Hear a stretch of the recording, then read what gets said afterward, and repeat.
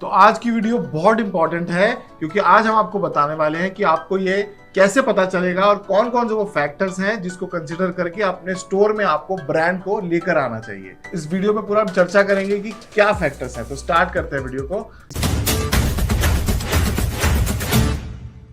Hi, my name is Vishal Mehra. Hi, this is Ritika. Welcome to our channel once again. तो सबसे पहला factor जो आपको कंसीडर करना चाहिए अगर आप एक नए ब्रांड को अपने स्टोर में जगह देने वाले हैं तो उसकी खासियत के बारे में आपको पता होना चाहिए। वो क्या क्या खासियत है वो आपको इस वीडियो में हम बताने वाले हैं। तो सबसे पहले आपको ध्यान रखना चाहिए कि उस ब्रांड की क्रेडिबिलिटी कितनी है मार्केट में और उस ब्रांड का विजन क्या है, कि वो ब्रांड जो है वो क्या विजन लेकर मार्केट में उतर रहा है। हो सकता है भले ही छोटी टीम अभी हो पर आने वाले फ्यूचर में वो ब्रांड बहुत बड़ा बनने की हैसियत रखता हो और एक दम रखता हो, क्योंकि उनकी टीम बहुत मजबूत है। ध्यान देना चाहिए कि उसकी ब्रांड की टीम कैसी है, ये सबसे ज्यादा मैटर करता है। क्योंकि और ब्रांड का विजन कैसा है, उनकी क्रेडिबिलिटी वो कैसे जज करेंगे आप कि मार्केट में वो उन्होंने अभी तक अपनी कैसे जगह बनाई है, वो किस तरीके से अपने विजन्स के बारे में लोगों को बताते हैं, वो किस तरीके से अपने प्रोडक्ट में काम करते हैं और कैसे लोगों तक पहुंचने की कोशिश कर रहे हैं। बिल्कुल। और इसी के साथ में सेकंड पॉइंट ये आ जाता है कि इट्स वेरी वेरी इंपॉर्टेंट कि जिस ब्रांड को आप चूज कर रहे हैं वो किस तरीके के प्रोडक्ट डिलीवर कर रहा है मार्केट में। देखिए, जब आप किसी ब्रांड को अपने स्टोर में जगह देते हैं या फिर एक नए ब्रांड को अपने एरिया में इंट्रोड्यूस करते हैं तो आप ही हैं जो उसकी एक इमेज क्रिएट कर रहे हैं और उस ब्रांड में जो प्रोडक्ट डिलीवर होते हैं उससे इम्पैक्ट पड़ता है आपकी इमेज पे भी। तो इट्स वेरी वेरी इंपॉर्टेंट कि जिस भी ब्रांड के साथ आप टाई अप करें फॉर फ्रेंचाइजिंग और for any kind of a tie up, तो वो प्रोडक्ट क्वालिटी डिलीवर करे जिससे आपकी रेपुटेशन और बेटर हो कि शर्मा जी मज़ा आ गया जो आप ब्रांड लेकर आए हो, इसमें क्वालिटी इतनी ज़बरदस्त है कि बार बार खरीदने का मन करता है। मैंने तो सुना नहीं था आज तक ये ब्रांड, बट बहुत ही अच्छा है या फिर प्रोडक्ट बहुत अच्छा है या फिर बार बार यही प्रोडक्ट लेने का मन कर रहा है। So then you will build that kind of a trust even more in your area। और तभी जब आप कोई भी और फर्दर फ्यूचर इन्वेस्टमेंट्स किसी भी और ब्रांड में या बिजनेस में करते हैं तो वहां पर भी आपकी रेपुटेशन पे कोई भी आंच नहीं आती। और एक इम्पॉर्टेंट फैक्टर जो आपको ध्यान देना चाहिए प्रोडक्ट अपने स्टोर में लाने से पहले कि टारगेट ऑडियंस क्या है आपके एक्चुअली में। आपके स्टोर के हिसाब से आपको पता है कि आपकी टारगेट ऑडियंस क्या है। क्या आसपास कॉलेज का क्राउड है या आसपास रेसिडेंस का क्राउड है, सोसाइटी का क्राउड है या आसपास ऑफिस का क्राउड है। आपको ये पहले टारगेट ऑडियंस को पहले अपने अलाइन करना पड़ेगा। बेस्ड ऑन दैट ही आपको ब्रांड लाना पड़ेगा। अगर आप एक ऐसा ब्रांड ले आए कॉलेज के एरिया में जो एक फॉर्मल वेयर ऑफर करता है तो ऑब्वियसली वो आपके एरिया में वो सेल डाउन डिप करेगा और आपको लगेगा कस्टमर खाली जा रहा है, क्योंकि वहाँ के कस्टमर को जेंजी कलेक्शन चाहिए, क्योंकि वो कॉलेज एरिया का क्राउड है। उसको ब्रांड चाहिए ज़ूडियो जैसे फास्ट फैशन टाइप के ब्रांड, डिफरेंट टाइप का कलेक्शन सस्ते में चाहिए। ऑफिस एरिया में आपका स्टोर है, उनको फॉर्मल की रेंज चाहिए। तो इस चीज़ का आपको अलाइनमेंट होना बहुत ज़रूरी है और ये सब चीज़ों को फैक्टर करके ही आप नए ब्रांड को इंट्रोड्यूस करें। और इसी पॉइंट पे जब आप मेजर ध्यान देते हैं तो उसी से इम्पैक्ट होता है सबसे ज़्यादा आपके प्रॉफिट मार्जिन पे।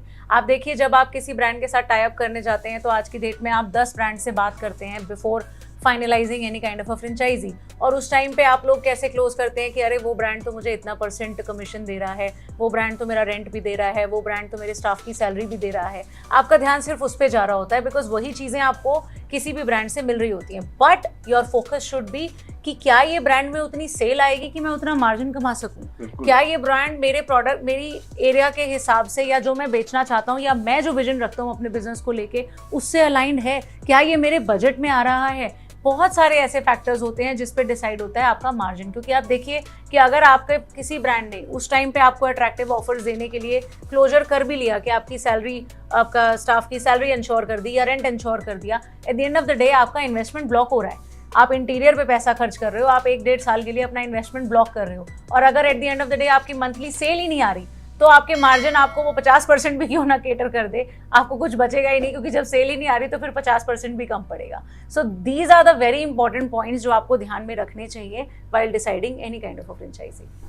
फ्रेंचाइजी लेने से पहले जो फ्रेंचाइजी का जिक्र किया, हम यहाँ ब्रांड का जिक्र कर रहे थे कि अगर आप कोई ब्रांड अपने स्टोर पे लाते हैं, ब्रांड ने फ्रेंचाइजी का जिक्र किया, तो आपको ये भी ध्यान रखना चाहिए कि वो फ्रेंचाइजी ऑलरेडी कितने स्टोर चला रहा है, कितने टाइम से चला रहा है। बिल्कुल। अगर कम से कम 25-30 स्टोर उस ब्रांड के हैं, दैट मीन्स वो एक लेवल पे पहुंच चुका है। अब आप एक ब्रांड की शुरुआत कीजिए, तभी आपको अपने उसमें फ्रेंचाइजी में जाना चाहिए। और एक इंपॉर्टेंट फैक्टर जो आपको कंसीडर करना चाहिए कि ब्रांड सपोर्ट क्या है आपके पास। अगर आप कोई नया ब्रांड ला रहे हैं तो ब्रांड आपको किस किस तरह के सपोर्ट प्रोवाइड कर रहा है। वो सपोर्ट बहुत सारी चीज़ों में हो सकता है। आपके स्टाफ की ट्रेनिंग से रिलेटेड है कि आपके स्टाफ ट्रेंड होगा तभी वो एफिशिएंटली सेल कर पाएगा। बिल्कुल। स्टाफ के अलावा आपकी स्टोर की ब्रांडिंग में कुछ ब्रांड्स मदद करते हैं। उसके अलावा वीएम में आपकी हेल्प हो रही होगी। उसके अलावा अगर आपको मार्केटिंग करवानी है, हो सकता है स्टोर आपके स्टोर की एमबीओ होने के बावजूद भी आपकी मार्केटिंग कर रहा है, सॉफ्टवेयर दे रहा है। इस तरह के छोटे छोटे ऑफर्स होते हैं जो ब्रांड प्रोवाइड कराता है। किस तरह के ऑफर चलाना चाहिए, सजेशन आपको दे रहे हैं। दिस पॉइंट रिमाइंड्स मी कि आप किस बैकग्राउंड से आ रहे हैं उसके हिसाब से निकल के आएगा कि आपको कौन सा सपोर्ट चाहिए। This is very important to identify कि हो सकता है कि अगेन आप जब किसी भी नए बंदे से बात करते हैं तो वो आपको अपनी फैसिलिटीज बताते हैं, सर हम ये भी देते हैं, हम ये भी देते हैं, हम ये भी देते हैं, but maybe you are coming from a background जहाँ पर आपको कुछ फीचर्स की सपोर्ट की जरूरत है पर कुछ आप खुद ही टेक केयर कर लेंगे।